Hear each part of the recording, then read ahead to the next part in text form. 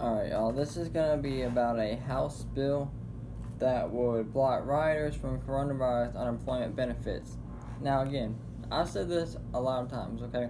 A lot of these people are out there rioting because they don't have jobs to go to, whether it's due to coronavirus or not, okay?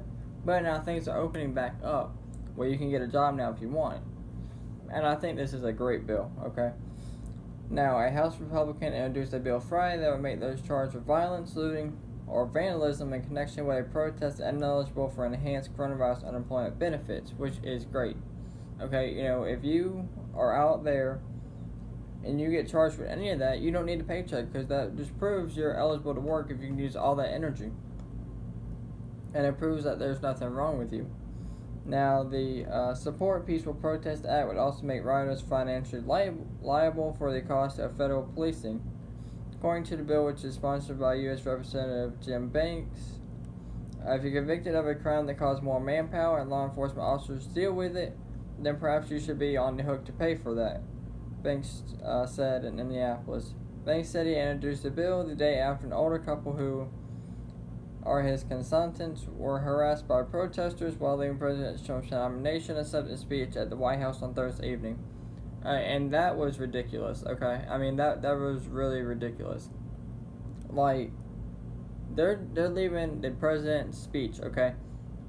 So many people got attacked. I'm talking about high-profile people. Rand Paul, Vern Jones, and that's just high-profile people that got attacked, not including the regular citizens that were attacked. He said many rioters have time to participate in violence because they are unemployed, people receiving government benefits, including increased federal benefits for those who have lost their jobs in the pandemic. Again, I've said that so many times. What we're seeing happen in big cities and around the country are angry violent mobs showing at federal properties, tearing down monuments on federal properties, especially in Washington, D.C., and it's got to stop, he said. What my bill would do is add new consequences to those individuals who are breaking the law. Again, I've said this 100 times. It's not your property to destroy. Like, that's like going to someone else's home and it's like burning down a home and you expect nothing to happen. Banks said he supports peaceful protests. There are a lot of Americans who are showing up at peaceful protests, he said, adding that his bill is a common sense step to add some accountability for some of these angry mob protests that are occurring around the country. The people who are acting out in violence are very different than those who are showing up peacefully, and it's easy to see the difference. And I agree. There are peaceful protests out there, but the people that are out there destroying buildings or whatnot, they're part of the problem, and they're making this country a horrible place to live. He added that the option for peaceful protest is part of being American, but causing harm to another person or defacing federal property isn't okay.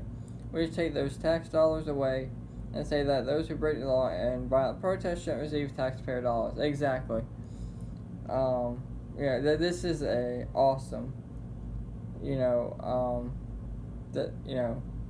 Jim Banks is awesome, okay? Like, that's awesome. So I fully support this law. Anybody who doesn't support this law is probably the people out there protesting or trying to kill cops or whatever case may be.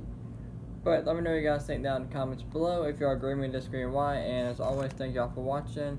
And as always, y'all stay safe out there.